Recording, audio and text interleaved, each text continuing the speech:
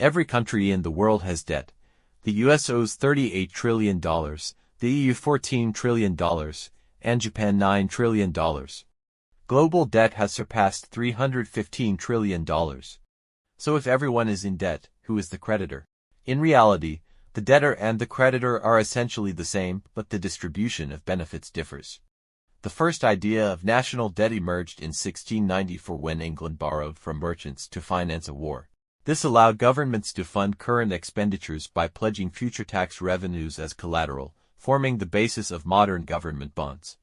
France, the Netherlands, and the US followed England's lead, and the system became standard. Borrowing turned into a kind of power indicator.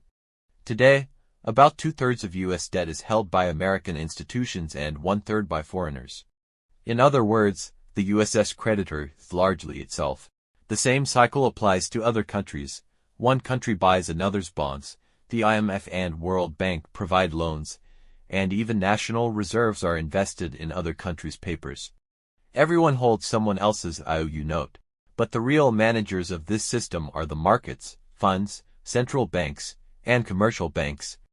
When confidence is lost, countries collapse. Argentina, Sri Lanka, and Greece are notable examples. As for central banks, they create money by buying and selling debt.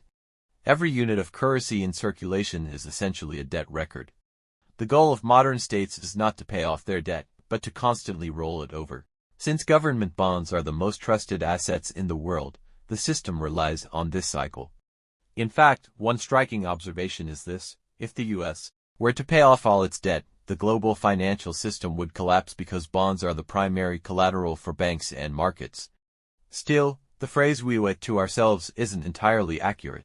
Debt creates a flow of wealth between countries and within a country's social classes. For example, interest payments move resources from lower-income groups to capital owners. This leads to transfers not only between nations but also between classes. In conclusion, modern economics defines debt not as an obligation that must be paid off, but as a constantly rotating, self-renewing contract. The system survives on trust. If trust disappears, the true nature of debt, a promise impossible to fully keep, comes to the surface.